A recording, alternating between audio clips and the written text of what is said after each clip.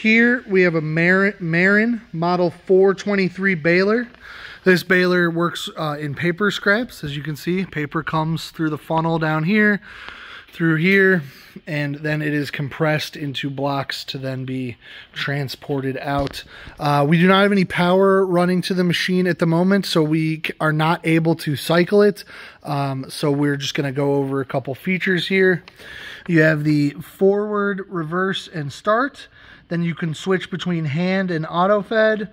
There's your on-off switch there and some warning lights. Like I said, we don't have any material to run through this right now, and the power is not connected.